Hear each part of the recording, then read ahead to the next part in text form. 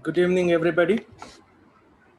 This is Dr. Prasanna Lodh, UPSC Civil Services 2019, All India Rank 524.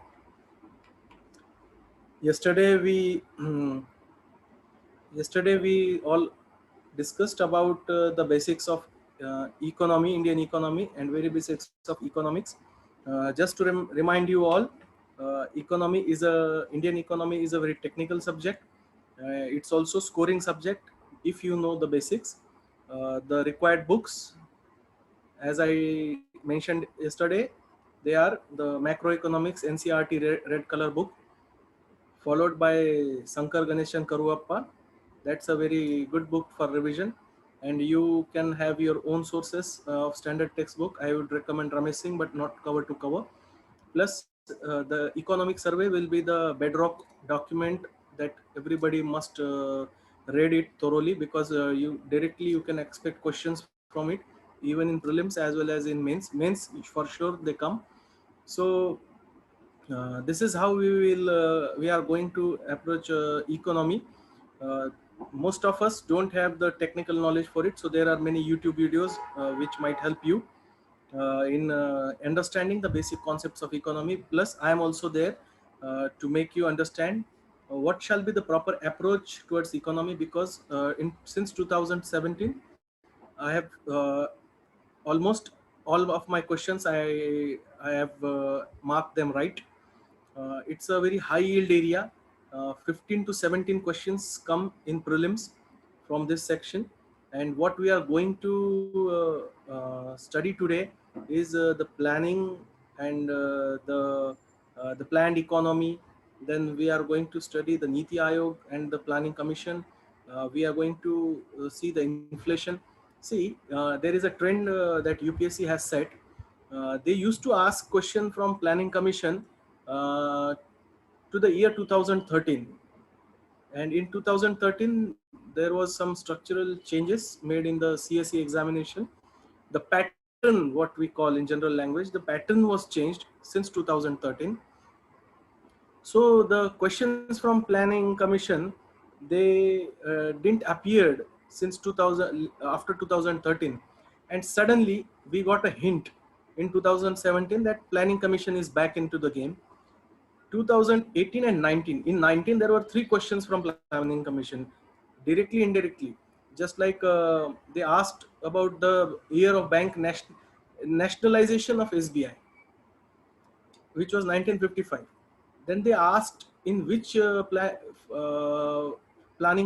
which plan bank nationalization was done.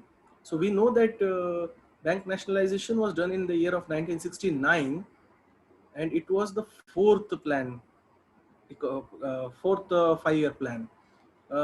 One question also appeared in 2019 that uh, the schedule, ninth schedule, was added into the Indian Constitution under the prime ministership of whom?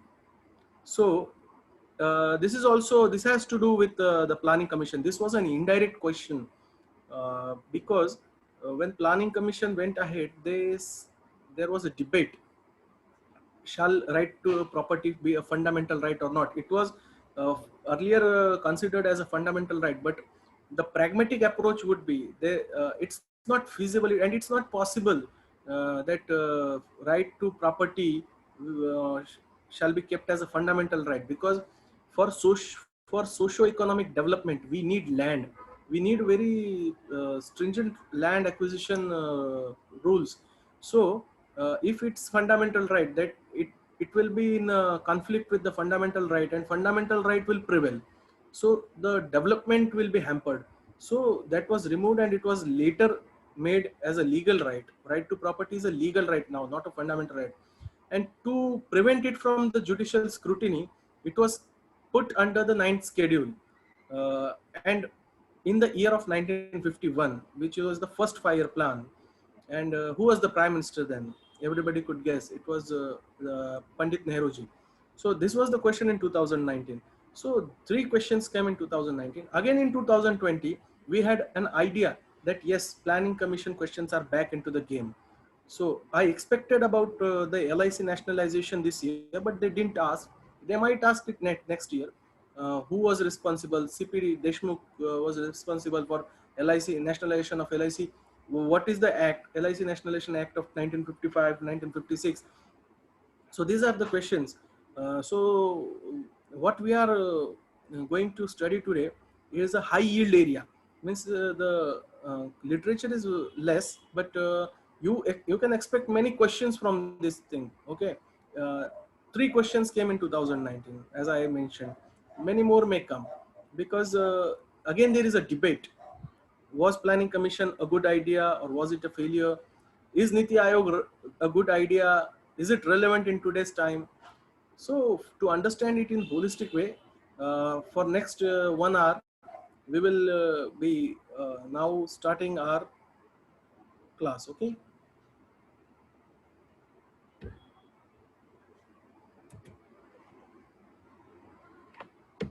So first thing,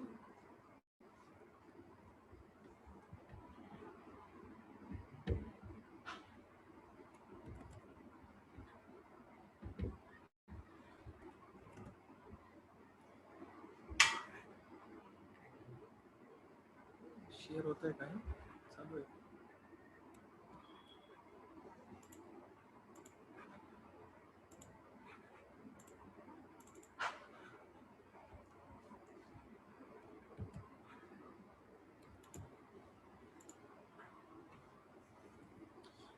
So planned economic development and Niti Aayog. So after when our country attained independence and we became a republic on the 26th of January, so our first plan in 1950, in our first plan, there was a question, a big question in front of our the then executive of our country, that in what way shall we progress to achieve the socio-economic goals that we have cherished as a dream. So, as we all know that the first Prime Minister, Pandit Jawaharlal Nehru, he was highly influenced by the Russian model of planned economy, because Russia, after the Second World War, uh, emerged as a not as a just as a victorious nation, but also they come out with the flying colors, and the model of the Soviet model, the USSR model of socio-economic planned economy. Uh, Everybody was it was visible that the fruits of the socio-economic development were reaching to the masses, because the socialistic ideology, the influence of Marx, the influence of Lenin, the October Revolution, then the military command authority of Joseph Stalin, and then the victory of Second World War, uh, ignited the nationalistic fervor into the common masses. The Tsars of Russia were defeated, the monarchy was defeated, and now the power was supposed to be in the hands of the peasants, farmers, and laborers. Okay, so Pandit Nehru was highly influenced, and he has time and again mentioned many times in his speeches that I am a socialist.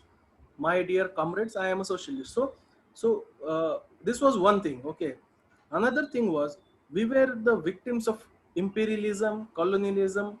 So how a country which was being oppressed, suppressed, looted for over 2 centuries by a capitalistic mindset.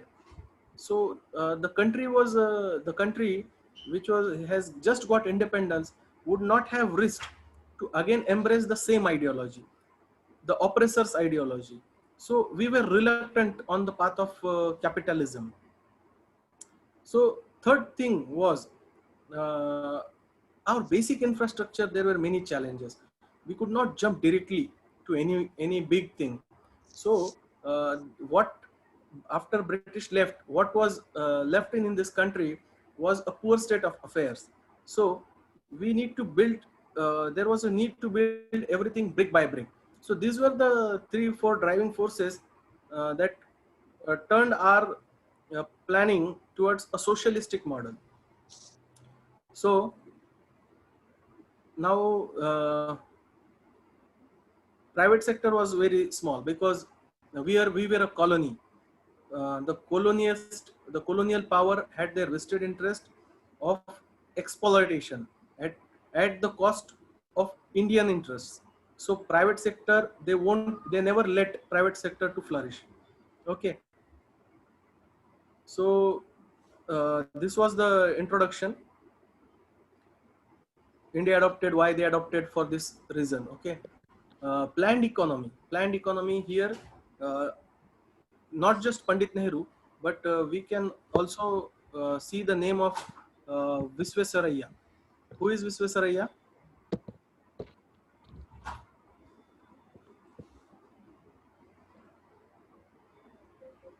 It is the name here, Visvesvaraya.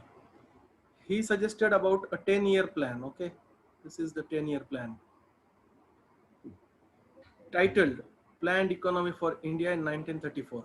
Why this name is important? Because in last year mains, there was a question on the contribution of Visvesvaraya in water management in this country.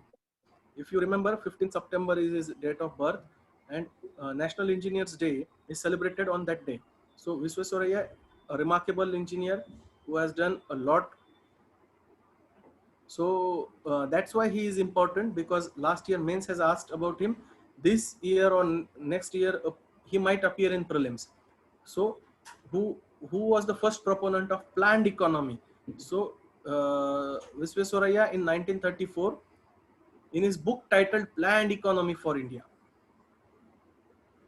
Next thing, they have asked about Bombay Plan in 2010. In the prelims of 2010, Bombay Plan was there. Okay, might again resurface because UPSC has a habit of repeating few of the questions. So who are the proponents of Bombay Plan? What was Bombay Plan? It was also a planned economy, but this Bombay Plan was framed by the capitalists of those times. Who were the capitalists or businessmen? Shri Purushottam Das Ghanshyam, J.R.D. Tata, Ghanshyamji Das Bidla, and others. They proposed a Bombay Plan. Bombay Plan is different and Plan Bombay is different. You, this is Bombay Plan, but there is also a term in our modern history about Plan Bombay. This is different. This is something that was a political plan to oppose Nehru, and it was in 1938 or 39, I guess. This is Plan Bombay. Just like there are two, Delhi Chalo and Chalo Delhi. These are two terms. So in similar sense, Bombay Plan was a capitalistic plan, but for a planned economy. Okay, there were no crony capitalists. They were patriotic capitalists. They were patriotic industrialists. These 3-4 gentlemen. So you don't need to remember all the objectives. What was basic agriculture? Per dhyan dijiye. Another name that is very important is M.N. Roy. M.N. Roy proposed People's Plan. Just remember who was this gentleman. M.N. Roy was the one of the first communist leaders of this country. First communist leaders. He was the first person to suggest that we shall have our own constitution. As back as in 19 early 20s, he suggested that we shall have our own constitution. M.N. Roy, one of the first proponents of having our constitution. See, in the 1920s, even freedom was a distant dream, and in that time, this person was talking about having our own constitution, framed by Indians. So M.N. Roy. So he was a communist leader. So that's why it's obvious that the name of his plan is People's Plan. But in 1940s, he stressed on employment and wages. Same communist. You can S.N. Agrawal and Gandhian plan. I don't think it's important for you. Uh, Planning. Why there shall be planning? Of course, economic growth hona chahiye.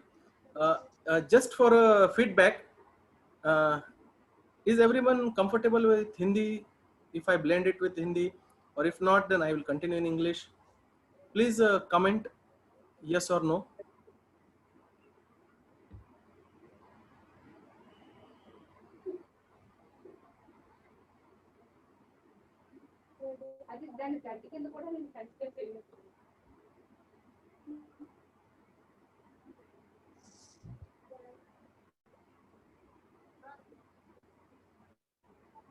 Okay. one of our friend, okay, as we are all are good friends and inclusive society, so we will go by English only. So uh, these two things, uh, need for planned economy. Why planning is needed? Primary objective is economic growth, spread to all sections and regions. Okay, these things still remain relevant even today also. Resources, raise the resources on government spending, achieve the socio-economic priorities. There were goals. These goals are mandated in our constitution through directive principles of state policy, the article, part of third three of constitution. So this is a constitutional obligation on the union executive, also on the state government, that uh, you should strive to achieve the socio-economic goals. Okay, so these were the objectives. Along with that, in after just after independence, uh, we were a very poor country with very residual infrastructure. We didn't have any modern equipments or industries back then. So these were the priorities. Self-reliance was also one thing, because just after independence, there was fear among the freely independent nation that the concept of neo-imperialism may come. Now we might have geographical sovereignty, but our economic strategic economy, our strategic foreign affairs might be compromised in the face of the multinational companies. They might overtake our market, they might drive resources this way or other way. So this was also a fear. That's why the freely independent nation kept their economy closed for some decades, unless and until they were sure about the free and fairness played by the MNCs, okay, or the West or Europe. So these were the objectives. Now 5-year plan. Just remember, I will not go into the exhaustive details of the 5-year plan, but what questions you can expect. First 5-year plan, very simple. Found institutional foundation. Just remember, किसी भी चीज, मतलब पहले क्या करते हैं, what you do first, नारियल फोड़ते हैं किसी भी काम के शुरुआत से पहले. तो first 5-year plan was all about breaking the coconut. IITs establish हो गए, न्यूक्लियर रिसर्च एस्टेब्लिश हो गया, हर चीज जो भी होगा ना, मतलब वॉट एवर, हेड स्टार्ट जो भी होगा, इंस्टीट्यूशनल फाउंडेशन, वो फर्स्ट 5-year प्लान में होता है. It was a good plan, okay, visionary plan था, because it was very mid. Now there is a term, rehabilitation of refugees. This is a very important question. In the wake of CAA and NRC debate, rehabilitation of NRC refugees, mains or prelims, it will be beneficial for both examination. This question might appear. uh, what was the treaty, name of the treaty on the rehabilitation of refugees? In 1950 it was signed, Nehru Liaquat Pact. Just note it down. Nehru Liaquat Pact of 1950 deals with rehabilitation of refugees. In the first 5-year plan, of course 1950 May, the pact was signed, so implemented in first 5-year plan, because that was a very means, even Pradhan Mantri Sahayata Nidhi, Prime Minister Emergency Fund, Relief Fund, it was established to help refugees. Now carrying forward, it's been carried forward, but the first aim, prime motto, was the rehabilitation of refugees, because that was a very burning question back then. So Nehru Liaquat Pact, just remember. Second, you can guess that rapid agricultural growth hona chahiye, food security, food sufficiency, shortest possible, and control of inflation. Actually a point in those time ठीक है, inflation था ही नहीं. Second 5-year plan will come. Now second 5-year plan जब भी आपके दिमाग में आएगा, this was not a good step. we are still feeling the, we are, why we are still lagging. Our economic survey of last year speaks about premature deindustrialization. Economic survey speaks about premature deindustrialization. What is this? This is a concept जिसका roots second year plan में था, second 5 year plan में था, because Mahalobnis model, Nehru Mahalobnis model. Mahalobnis, this gentleman came who was a very passionate statistician. Even we have a statistics institute, National Statistics Institute in his name. I guess it's in Gurgaon or somewhere in Haryana. I don't remember, but unke naam se hai. He was a very passionate statistician who stressed that first 5 year plan was about settling, founding the institutes. It was stress on agriculture or agri industries, rural India. This Mahalobnis model, the planning took 180-degree difference. U-turn हो गया. How? Agriculture छोड़ो, industries की तरफ चलो. Rural India छोड़ो, urban cities की तरफ चलो. So that was one of the Himalayan mistakes made in our planning. What China did, China or any developed country, what they did was first you need to make your foundation strong, your primary sector, which is the production sector, which is agriculture, raw materials, mines, इसको आप strong कीजिए. Then comes the secondary sector, which is industries, which is manufacturing.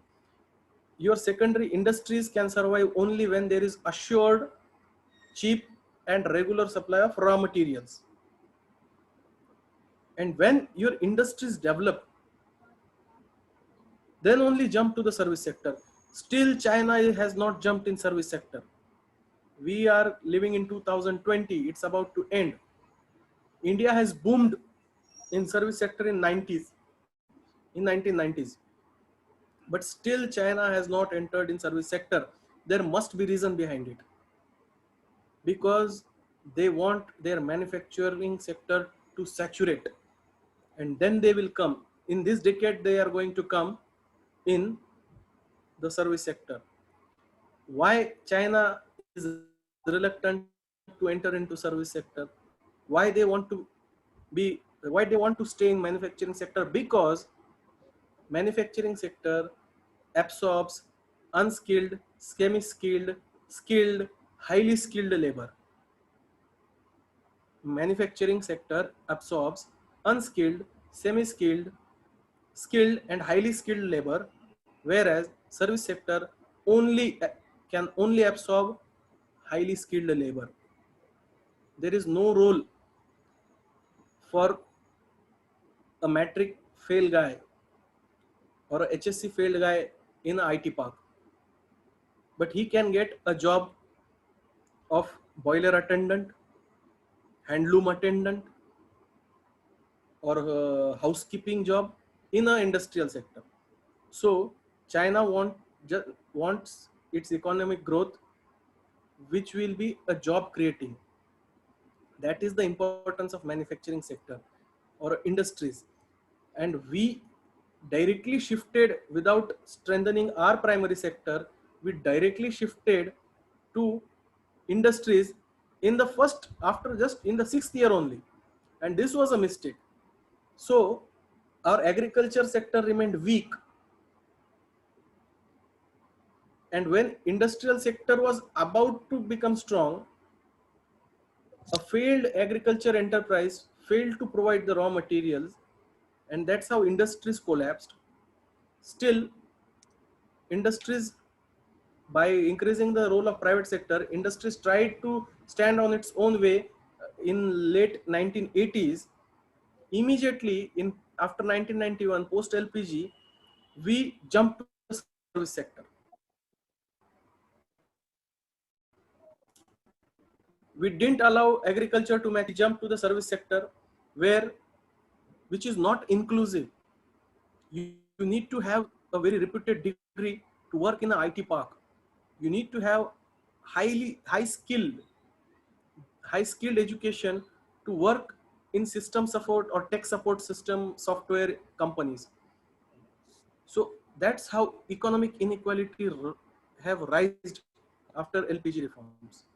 Rich are becoming richer and poor are becoming poorer. And that's how economic inequality is increasing. So that's why economic survey of last year is speaking about premature deindustrialization. I hope you have understood this. This is a very important concept. On this If you can speak these words in front of interview panel, definitely they will come to know that you have a holistic idea. Second 5-year plan was the plan where the seeds of premature deindustrialization, economic inequality were sown. Was it necessary? Yes, it was. It's a necessary step. Of course we need industries, but it should have come after 15 years. वो 15 साल में जब agriculture prosper हो जाता, then after we would have swiftly shifted to industrial manufacturing sector. So second 5-year plan, it could not be implemented fully due to foreign exchange. Hydroelectric power projects, steel at Bhilai, Durgapur, Rourkela. See, these questions might come also. Uh, they might give Bhilai, Durgapur, and Rourkela, and some other city, fourth city. For example, Khetri, and they would have asked steel mills. So Khetri is copper mines, and steel is Bhilai, Durgapur, and Rourkela. In 2017, there was a question of this kind. I think diamond mines and gold mines they have asked. Okay, Meneru Mahalabnis model. We will skip to the next page now. As I said, Mahalobni's model of growth was capital good, investment good, capital intensive. Industries were preferred at the cost of labor intensive, and labor intensive industries like MSMEs, small SMEs were the need of the hour back then, because country was poor. People were not skilled. They didn't have any formal education. They didn't have any formal skills. So SMEs, MSMEs were the enterprises that would have absorbed most of the population back then. So unemployment would not have been a much of major concern. आज जितना है उतना. Third 5-year plan, nothing too much to remember. Just remember कि third 5-year plan में panchayat election आए थे. How you remember? There is a trick. As I said, mnemonics has helped me.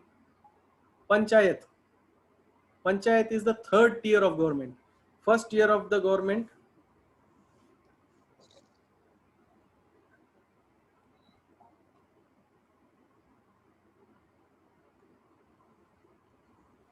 Sorry.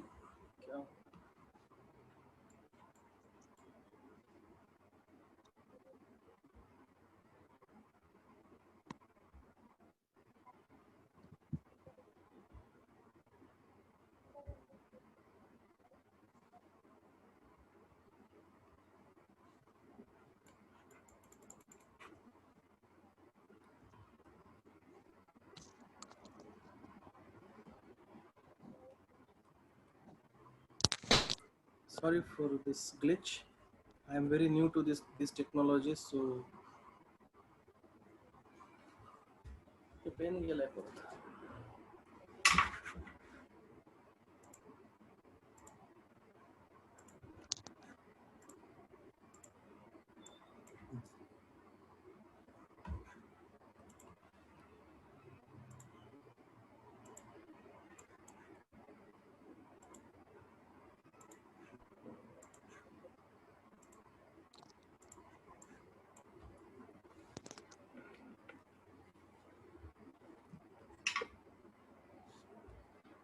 You can post your questions, please. जब तक ये ठीक हो जाए.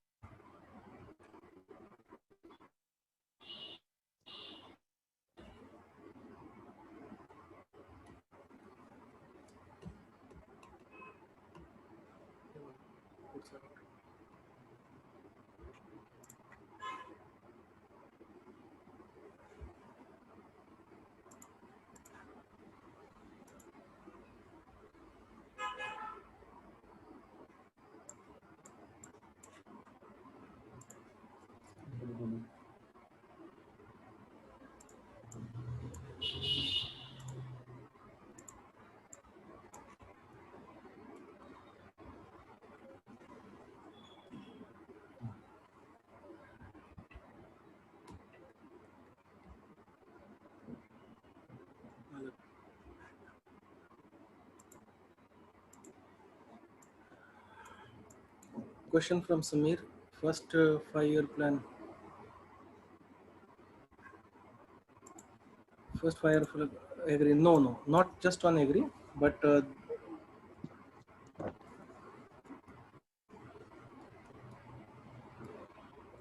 not just on agree, but as I said, the foundation of institution, IITs were built. Prime focus was on primary sector. Don't just mention agriculture sector. Whatever comes under the primary sector. Primary sector means the sector which is responsible to provide you the raw materials. Agriculture gives you raw material. Mines gives you raw materials. IITs, the higher education institutes, they give you raw material. What raw material? The people like you and me, graduates, we are also a resource, no? Human resource. The best resource any country can have is a human resource. So first 5-year plan focused on primary sector, but we immediately jumped in 1956 on secondary sector. That was not a good thing to do. We should have let the primary sector mature.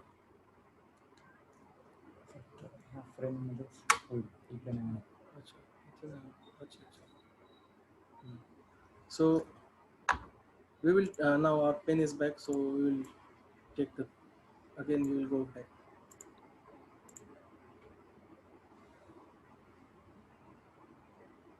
I'll answer all the questions later.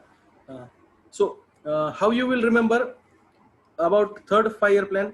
There are 3 tiers of the government. Okay. First tier is union executive, central government. Second is state government. And what is third? Third tier of the government is panchayat, panchayati raj. So simple mnemonic, just remember 3, third, panchayat. 3, third tier of government, panchayat. This is how you remember. This is how you crack UPSC. Remember, I am a doctor. I know how our brain works. There are neurochemical networks. See, whatever you do whole year doesn't matter. What you do in those hours of examination in the examination hall, that is all matters. So your brain will reproduce the fact. Your brain will help you to eliminate the options only when you have made some neuronal neuronal synthesis of protein on synaptic junction cells. So this is how you do it. Just relate it with something. Third 5-year plan. What was the, if the question just like bank nationalization in which 5-year plan? So fourth. How I remembered it, it's a weird mnemonic that's how I remembered it. If they ask when panchayat elections were started, in which 5-year plan? Panchayat, third tier of government, third 5-year plan. Simple. So next, these are plan holidays, 66 to 67, then 67 to 8, and 8 to 9. Okay, see, these were 3 planned holidays. Why planned holidays? Because in 1965 war with Pakistan, our resources were drained. There was a state of national emergency. Article 356 was in motion. So the priorities were the protecting territorial integrity, sovereignty of our country, national security of our country, which should be, of course, should be prime.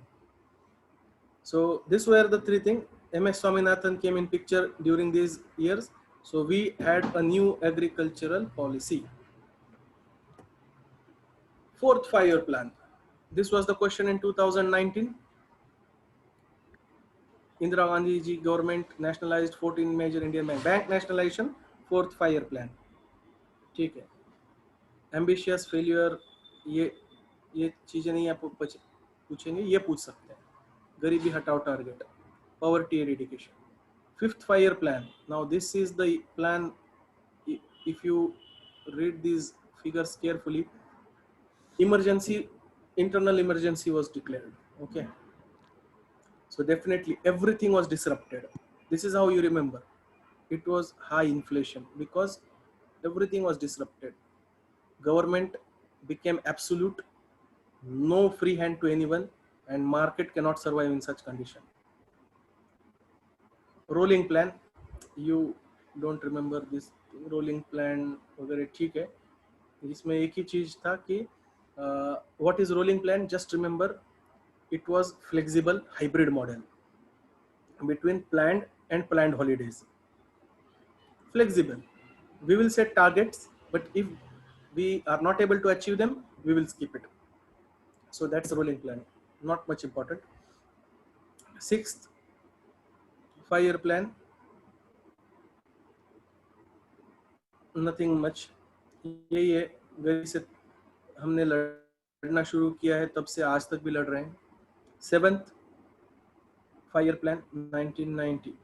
This is the time where our forex reserves started draining out. So it was the beginning of LPG reforms in India. Okay, so now you can connect the dot. LPG reforms of 1991. Everything was failure till then, and now success. You can see how success slowly started coming, because free market was not just an essential condition, but it was also a mandatory conditions in other way. How, I will tell you. India's you know about Cold War. World was divided into USA and USSR bloc. India, though we said that we maintain our strategic autonomy through without inclining in towards any of the bloc, but still we were slightly towards USSR. There is no doubt about it. In 1991, the end of Cold War happened, and USSR collapsed and disintegrated into 16 parts. India lost its most trusted and strategic partner. So it was a strategic move that एक हमारा दोस्त चला गया, so we were in search of another friend, which was definitely USA. But why, when and what is the condition to become an ally with USA is free market. See, connecting the dots, same year, 1991, collapse of USSR. Same year, we liberalized our economy. So it was not just an economic policy, but it is also a strategic foreign policy. This is how you integrate concepts in UPSC. The LPG reform, liberalization, privatization, globalization reforms of 1991 were not just an economic policy, but it was also a strategic foreign policy, because we lost one strategic partner and we were in search of other, but the condition of other partner was free economy, because USA is a proud capitalist nation. They are a capitalist nation. They believe in laissez-faire. Laissez-faire is a French word for free markets. So we liberalized our economy, and that's how our journey towards USA started. You might also remember who is the strongest alliance with USA is Israel. And when India started its diplomatic relation with Israel, any guesses? No wonder it was around 1991. What happened in 1991? Because, so you might connect the dot that USA also asked India to establish a formal relation, not asked, but might requested with India to establish formal relations. So yes, we went in 1992 to 93, we established our relation. Also 1991 Gulf War, the aggression of Iraq over Kuwait and other Gulf countries shot up the prices of crude oil. That took a heavy toll on our forex reserves, which were already low, and that's how these were 3-4 compounding factors that forced us to liberalize our economy. Okay, so you might see that it success started, because foreign reserves came, investments came, jobs were generated, etc., etc. But again, this thing, now we jumped when everything was coming and our industries would have been stronger, we jumped to the service sector.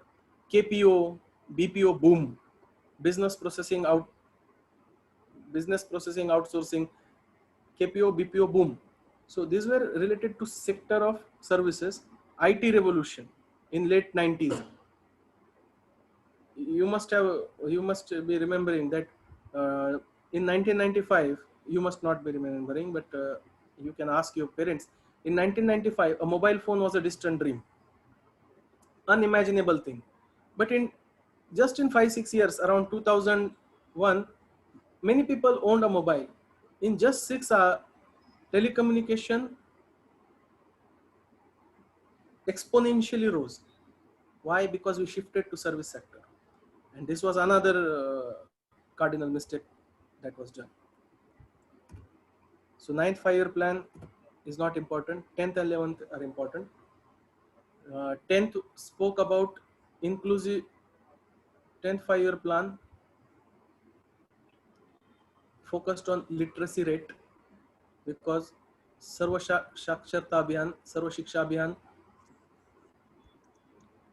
the Article 21A, and also in DPSP, it was enshrined. So it focused on literacy rate, achieve 8% of growth rate, reduce poverty.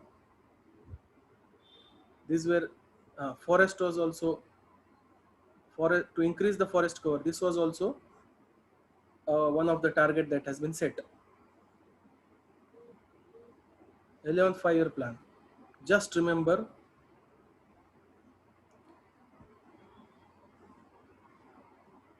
economic growth 8%, rapid and inclusive. This is the word I was searching. Inclusive growth came for the first time. Why inclusive growth? Because jobless growth was a challenge back then. In this, see, 2017 to 2012, I think in 2013 there was an essay on jobless growth in UPSC. After the boom, IT boom, we achieved growth, but jumping on service sector left many of the semi-skilled, unskilled workers out of the job cycle.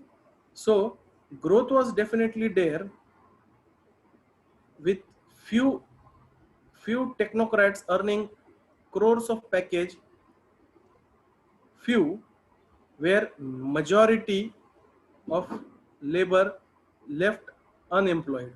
Because criticism of service sector is it is an assured model of growth with a very good pay scale for very few skilled laborers at the cost of many semi-skilled laborers. So this is how growth was there, but it was jobless. That's why UPSC asked it in a essay also, and even 11th 5-year plan talked about it, that yes, growth should be there, but it should be inclusive growth. In 12th 5-year plan, another word was added. It should be sustainable and faster. We should not keep generations to generations in poverty. We should cut the vicious cycle of poverty in single generation. Another thing is the growth should be sustainable, not at the cost of environment, because Millennium Development Goals was failure. Paris deal was about to conclude in 2015. So sustainability was back on, was a burning issue, but this was not completed, because whole planning commission was scrapped by the new government, which had a very strong mandate in the center after the general elections of 2014. So Niti Aayog came into the picture. Yes, next slide speaks about National Institute for Transforming India, Niti Aayog. One more question, what UPSC will ask? They will ask about Niti Aayog or Planning Commission, and they will give you first option as, first statement as, it was a statutory or a constitutional body, and rest will be the statements that will be very difficult you to comprehend. But this will be the key which you should know, that this is wrong. Neither Niti Aayog nor Planning Commission were either statutory or constitutional bodies. They were just the bodies made out of a executive resolution. Executive resolution, without which is just a cabinet decision without any legislative or constitutional support. The whole survival of such institute is at the will of the executive. So these were just executive bodies. Criticism of planning commission was, though it didn't have any legislative or constitutional backing, still uh, budget allocation, the role of being budget allocator made it supreme body, made it a supreme sort of another cabinet, which overpowered many constitutional institutions. This was a criticism. The difference between Niti Aayog and Planning Commission is, Planning Commission had the authority to allocate the budget, release the funds. Niti Aayog has no such role. So when it comes to similarity between Niti and Planning Commission is, they were both executive body, neither was statutory, nor was constitutional, nor they were constitutional.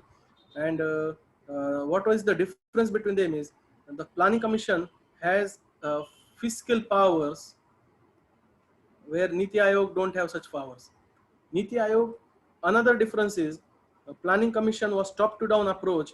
Planning was made in the highest corridors of executive, and they were supposed to be implemented on the grassroots, which is a mismatch. Nothing can filter down. So, but Niti Aayog has a bottoms up approach. All stakeholders are Niti Aayog has bottoms up approach with all stakeholders are involved. So this is the difference. Composition is given. Just remember who is the chairman. Of course, Prime Minister is the chairman. Governing Council, chief ministers of the states are there. Lieutenant governors of union territories are there, or administrators. If the state is under presidential rule, then who will be the one representing the governing council? Read on that. Also, this is an important person, CEO of Niti Aayog, appointed by Prime Minister, fixed tenure, and it's a secretary rank. I already talked about this. Now, concept of inflation. This is also important. We can see from the definition itself.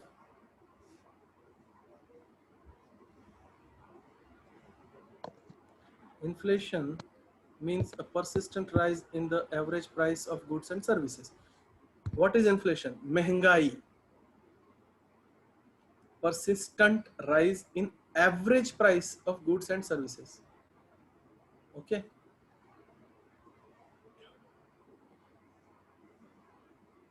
Persistent rise in average price. Now, if prices rise moderately, it is good for development, because some inflation is good for growth. How, we will see it later. But if inflation rises suddenly, entire economy may go haywire. It may disrupt budgetary balance, welfare programs. Government has to reduce government expenditure to control the inflation. The central bank has to come into the picture. Okay. The entire macroeconomic stability rests on inflation. True. I don't think that UPSC is ever going to ask these terms, creeping, trotting, hyper. Just for your own knowledge, you remember, as the name suggests, slowly rise ho raha hai, trotting, trotter, slowly rise ho raha hai, hyper, out of control, deflation means negate, disinflation. Deflation when prices grow at the rate less than zero, and disinflation is the reduction in the rate of inflation. See, its deflation is below zero, and disinflation is a reduced pace of inflation. Inflation is there, but speed is reduced. Stagflation, combination of inflation and rising unemployment. I don't think that these terms are required, reflation and open inflation. Yes, headline is important. Headline inflation is the measure of total inflation. Measures, yesterday we spoke about GDP deflator, nominal upon real multiplied by 100. What is nominal GDP? Nominal means normal, nothing, simple, not adjusted with inflation. Real is the one which is indexed or which is adjusted with inflation. So GDP without adjusting inflation is normal, and GDP with adjusted inflation is real. Multiplied by 100, you get the GDP deflator. It is an indicator of inflation, right? Then we have a commodity of baskets, wholesale price index, consumer price index, wholesale. What is the wholesale price index? Wholesale price index is the sale of goods to anyone other than the final consumer. So any good which is not reaching the final destination will be counted in WPI. So base year shifted to 2011-12. Why base year? As I yesterday mentioned, base year is you need some base to compare. If you need to compare 2019-20 year, you need some base year, some reference year. So that is the importance of it. So these such things are important for mains, not for UPSC. Uh, Never ask any question in the name of any current personality. Hardly any name of personality comes, but it will be from history, not current. Just like they asked this year about Gopal Baba Valankar, the author of the book Vitar Vidvamsak. In 2016, I guess they asked uh, about the movie The Man Who Knew Infinity. They asked about it. The Man Who Knew Infinity. In comments, who was the person on whose life it was best? You may guess it. A brilliant mathematician he was. So hardly UPSC is going to ask question in the names, but if name comes, it will be from history, not current affairs. So don't, for preparing for prelims, don't go by any current names because they are not going to come in the examination. So next is consumer price index. See, uh, don't go too much in WPI or CPI. Now what we are using, what index, we don't use WPI, okay? We use CPI, but there are also 3-4 types of CPI: urban labor, rural labor, etc, etc. Okay, industrial labor. Now RBI is using CPI combined. Just remember this. That's it. इतना literature आप पढ़ लेना. अब आप इतना सब दिया है तो ये पढ़ लीजिए. CSO comes under MOSPI. Another important, MOSPI, they are asking every year, this way or other way, through MPLAD scheme, Member of Parliament Local Area Development Scheme, MPLAD scheme. Every MP, I guess, is given 5 crore budget to sanction small development works in their own constituency. So this is MPLAD scheme. It is monitored by MOSPI, Ministry of Statistics and Program Implementation, MOSPI. And CAG, according to a CAG report, it is the most corrupt government scheme, and time has come to scrap it. So this year also they have asked in 2020 prelims, I guess there was a question, there was a statement about MPLAD. Okay, yes, there was. I have also attempted, so I know there was a question on MPLAD. In 2019 there was a question in mains. In 2018 again there was question in prelims revolving around MPLAD or MOSPI. This, okay. So much overcrowding. So causes of inflation, this is important to understand the concept. What are the causes? Demand side inflation is there and supply side inflation is there. Demand side, if there is sudden increase in demand of any commodity, inflation is supposed to rise. Example, you should quote real life example. The day lockdown was announced, even the Parle-G biscuit, which is universally known for its 4 rupees price, 5 rupees price, was being sold at the rate of 10 rupees. I have personally experienced it in the old Rajendra Nagar of Delhi. Because suddenly demand increased, lockdown was declared, everything, every personal consumable, personal care commodity products shot up. Hand sanitizer, which are the most underestimated medicine till 2019. Hand sanitizer, 5 times, 5x, 5 times. So this is demand pull inflation. Aggregate demand बढ़ेगा, inflation, the cost will rise. Cost push, cost push is if input cost push inflation, where you see classical example is Indian agriculture. Here you can see the cost of agriculture has shot up many times. It may be due to green revolution, it may be due to hybridized varieties. Now it may be due to BT cotton. The farmers from Marathwada, Vidarbha, Telangana, Saurashtra, Rayalaseema, they they all use BT cotton. BT cotton asks for, they are high yield varieties, so seeds are expensive.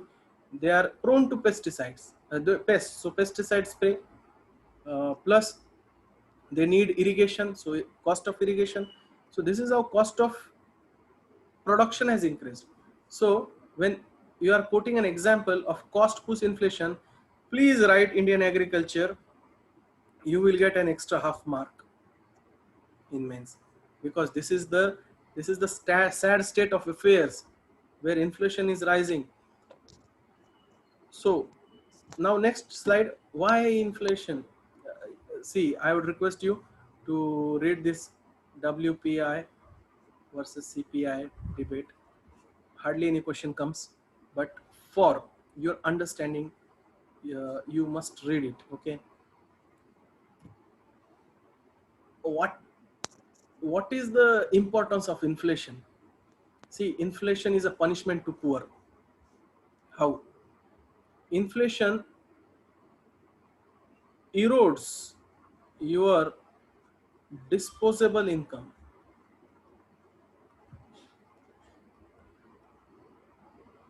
Inflation erodes your disposable income. How? If a commodity of, if for example petrol, if petrol has increased from 30 rupees to 100 rupees in 5 years, example, so a multi-millionaire does not have any effect because 100 rupees is peanuts for him. But for a daily wage laborer or a low income group person, the cost of petrol has increased approximately 3 times. So in his limited salary of 1500, he cannot afford a bike now. He cannot afford a bike. That's how his disposable income is decreased. But a multimillionaire won't have any problem paying 10,000, even 10,000 extra for a cost of petrol. But a low income group can't pay 1500 rupees extra for a petrol. So 100 रुपया महंगा होने से किसी अमीर को फर्क नहीं पड़ता, बट किसी गरीब का वो दिन भर का सैलरी हो सकता है. So this is a punishment to poor. It erodes the disposable income. So there is, but every dark cloud has a silver lining, you know. Inflation का अगर आप तारीफ, if you want to say something good about inflation, what is it? a small amount of inflation is good for growth. How? A small amount of inflation means a good price for a commodity definitely boost investors confidence. Agar if I am producing this pen for 50 rupees, but because of inflation now it is being sold for 75 rupees, then I will definitely think of manufacturing more pens, because earlier I used to get only a profit of 50, out of 50 rupees, now it's 75 rupees. So definitely I will invest more in more units of producing this pen. So more units, more manufacturing, more employment generation, more people will get salaries, again they will spend, again there will be higher demand. As demand will be higher, a private investor will again invest more to cope up with that demand, and this is how a virtuous cycle is set up. Another concept, every year question, UPSC will ask question on this thing: excessive circulation of money leads to inflation as money loses its purchasing power. How? Every year there is a question, directly, indirectly, every year. If everybody will carry 2000 rupees notes in his or her wallet, some disturbances are there. Sorry for interruption.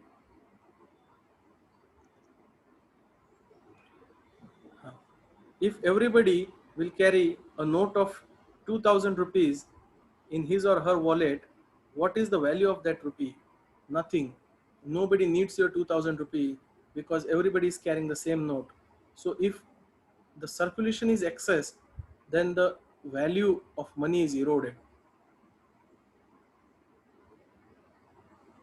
Basic rule of commerce. Why iron has many utilities as compared to gold. You cannot have any utensil of gold, you cannot have any appliances of gold, you cannot have anything of gold other than ornaments, which are also good for nothing. But iron is abundant, so that's why its cost is low.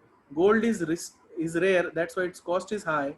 Same thing, higher, more, if everybody has money, then there is no value for that money. Just like Venezuela or in Zimbabwe. Zimbabwe had printed $1 billion note, 1 billion Zimbabwean currency note, which was unable to buy even one packet of bread. So because so that's why we cannot keep on printing money, because higher the circulation, higher will be the inflation, because money will lose its eroding power.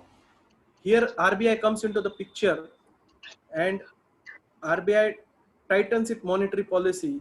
It is called as hawkish monetary policy, and it absorbs the liquidity from the market by raising its repo rate, by raising the CRR and SLR requirements. This is how hawkish policy absorbs the fluidity. If you have observed in the market, the 2000 rupees currency was very much a common picture 1 year back, but today there are very few notes, very few currency of 2000 you will see. 500 denomination notes are much in circulation, because RBI has tightened its monetary policy, and now there is less liquidity in market, and that's why inflation is under control. Okay, there is a good effect. In fact, there is a good effect of inflation. One good effect is higher growth. Another is inflation is a relief for borrower, and it's a curse for lender. If I have borrowed 100 rupees from you and inflation has shot up 10%, I will pay you 100 rupee back only. I will pay you only 100 rupees back, but now the 100 rupees has eroded its money. So I had paid less in value, and you have gained less in, and you have also gained less in value. We will discuss more on that.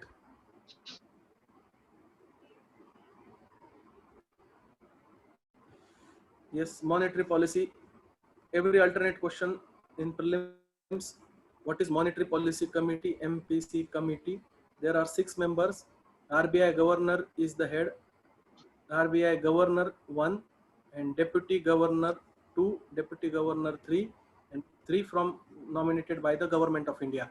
These 6 gentlemen decides the monetary policy of this country. 6 people. MPC is a 6-member committee. Just remember, governor of RBI and 2 deputies governors of RBI and 3 renowned economists or secretary or senior IAS rank people who are having good knowledge of economy, Indian economy, nominated by the government. 6 people. If there is 3-3 vote, the decision is by consensus or majority vote. If the tie is 3-3, who gets the tiebreaker? Definitely the governor of RBI gets the tiebreaker vote. So this is how monetary policy of Reserve Bank is aimed at managing the quantity of money. Quantity of money means liquidity, open market operations. That's why I say buy Shankar Ganeshan Karuappa. Everything is on in the flowchart type, OMOs, and it's very easy to remember. Okay, decreasing the bond pricing, etc., etc. Fiscal policy. Other than monetary policy, fiscal policy also comes into the picture to control the inflation. How fiscal policy means government expenditure. If government starts expenditure, for example, say 1 lakh crore on infrastructure throughout country, and inflation is at 4.5%. Now government has started spending 1 lakh crore on infrastructure throughout country within the target of 1 year. Now with so much of liquidity infused into the market, because government is not going to do everything by self, government is going to procure cement, steel, machineries, engineering services, other services. So this amount will be supplied into the market and inflation will shot to 5.2%. So in order to prevent this, even government has to contract its spending, reduce its spending to the point that inflation shall settle down on 4.1, and then we can afford a 4.8 inflation after spending. So this is how sudden flooding of market with liquidity is harmful, as it increases the risk of inflation. So my dear friends, this is how we have concluded our detailed discussion on the economy, controlled economy, liberal economy, planning commission, Niti Aayog, and inflation. If you have any question, I will start taking question, but some previous questions are also there.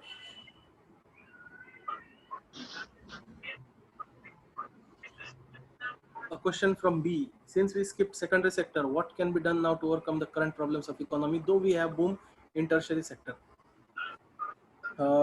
Yes, we have boom in tertiary sector, but as I said, tertiary sector has very limited scope to absorb the labor. Only highly skilled professionals, for example, IT graduates, MBF pass outs, IITians, IIMs, they are in telecom sector or service sector, medical graduates. This kind of expertise are only absorbed with very high pay grades in service sector. But in our country, everyone cannot be an IITian or a doctor or an IIM pass out. So what about those 95% of semi-skilled or unskilled labor? So debate is on that. Shall we move back to the manufacturing sector, or shall we skill our labor so that they are absorbed in service sector? So government of India has approached a bi-directional approach, that yes, we are on one hand promoting SMEs and MSMEs, which are the drivers of manufacturing, which absorbs even unskilled and semi-skilled workers. But also on the other hand, Pradhan Mantri Kaushal Vikas Yojana, Skill India Mission, skilling, reskilling and upskilling, reskilling and upskilling. These are the multi-pronged approach that government is coming at, so that we shall not be in a situation that either we can have only strong secondary sector or strong tertiary sector. Why can't we have both? Why can't we have both? We shall have both. So this is a new vision of our government. Okay. Is moving back feasible? I have already answered this question. Please ask me any questions if there are.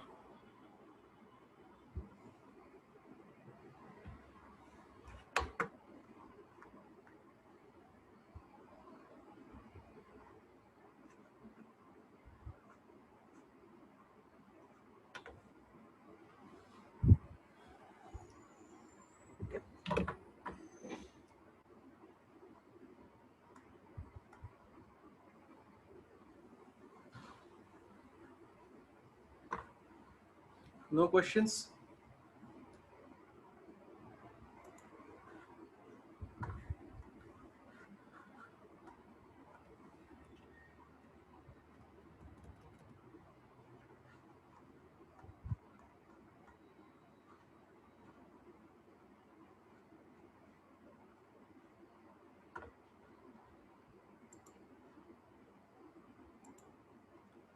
We will revise one time again.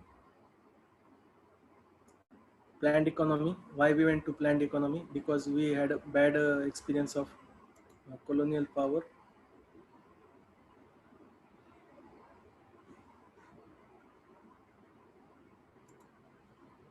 Another thing was we were having a deficit of institution. Private sector was very weak just after independence, so we went for a planned economy. Bombay Plan, you remember it. Rehabilitation of refugee, Nehru Liaquat Pact of 1950. First 5-year plan, focused on the primary sector, agriculture, foundation of institutions like IITs, technical institutions, uh, agriculture, rapid agricultural development to achieve food sufficiency, etc. Second was a drastic shift towards heavy industrialization, but it went unsuccessful because we ran out of forex reserve, and also our primary sector was weak. Third fly, third 5-year plan, third tier Panchayati Raj elections. Annual plan means plan holidays. There were no, because uh, national emergency was in place because of the Indo-Pakistan war of 1965, etc., etc. Fourth, fifth, वही है गरीबी गरीबी हटाओ. Eighth 5-year plan was partly success because earlier we had LPG reforms of 1991. 11th 5-year plan, inclusive growth, speaks about inclusive growth. 12th 5-year plan, which was the last, which speaks about sustainability. Niti Aayog, National Institution of Transformation India, established in 2015, a think tank for the government of India. Government is not a job giver, and even the citizens shall not be job seekers. Rather, government shall be a facilitator. This is the motto of Niti Aayog. Niti Aayog has come out with a document, vision document, India at 75. It's a very beautiful document. PDF is available for free. You download it. It's a very good content for UPSC, right? For mains, it's very important. Composition, you remember it. Inflation, read these things. Headline inflation is important thing. GDP deflator is important thing. Causes, demand pull lockdown में हुआ था. Cost push, Indian agriculture. Cost of agriculture as enterprise has shot up many times, whereas income has remained same. Farmers are getting same income, but the cost of agriculture has increased. That's why their profit margin has heavily eroded, and that's why they are distressed. Liquidity, what is liquidity? Effects of inflation, monetary policy and fiscal policy.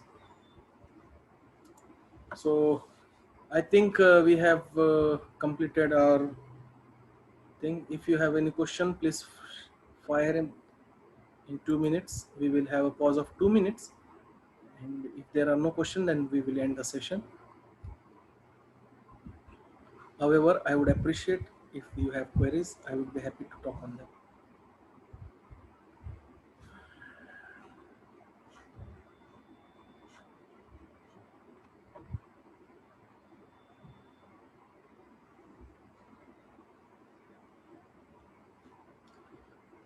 Harshita, sir, for a fresher, can you guide from which book or topic to start with for economy? Start with the NCRT, the Red Book of Macroeconomy. Start with the first page. You read it cover to cover, revise it, then go for some videos. These are also basic videos. YouTube has also many options. You can go from there, and then go for Ramesh Singh for exhaustive understanding of the concept. Don't read it from cover to cover. Someday I will make you mark all the important chapters from the Ramesh Singh, and then Shankar Ganeshan Karuyappa. Uh, Read it as many times as you can. It's flow charts, it's diagrams, so you can have good benefit from of it. Don't read microeconomy. Hardly any question is going to come from it. Okay, only the red color macroeconomy that you have to read.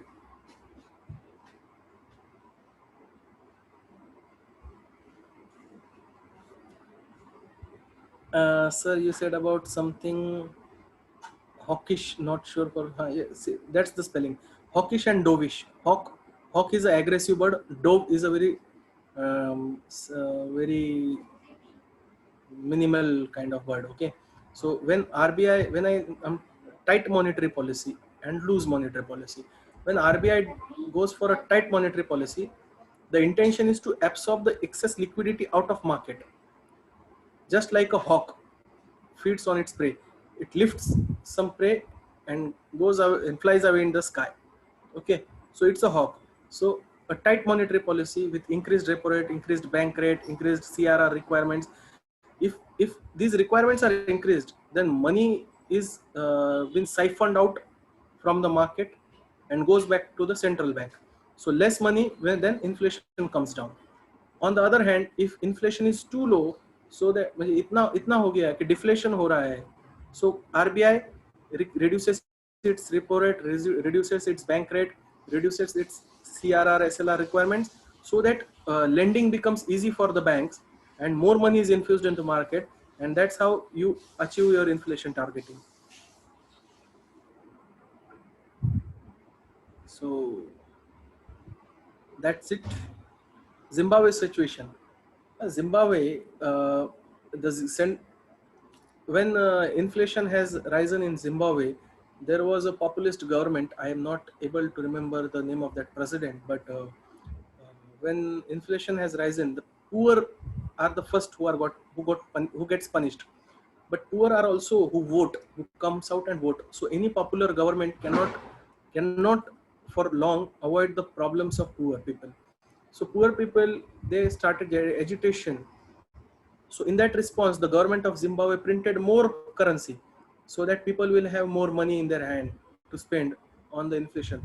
But what happened is more money erodes the money value of the same money, and they kept they kept on printing the currency to the level that there came a day when they started printing $100 billion note. 100, just like in Venezuela. What is the currency of Venezuela? Bolivars. Few years back, a, a can of Pepsi cost two bolivars. But the Venezuelan government kept on printing n number of bolivars so as to please the masses that you have more money in your hands. Today is the condition that if you want to buy a can of Pepsi, what cost 2 bolivar today cost 20 lakh bolivars. A cost of a can of Pepsi. So this is what is Zimbabwe situation. So idea is uh, printing money is not a solution to control inflation. Rather, there should be a combination of monetary policy with hawkish stand, with tight monetary policy, with uh, constraint in fiscal policy. Government shall reduce the expenditure swiftly on one hand, whereas RBI or central bank should embrace a tight monetary policy. So this is it. So I think we have done with our today's lecture. So thank you very much. We will again interact tomorrow. Thank you everybody. Bye bye.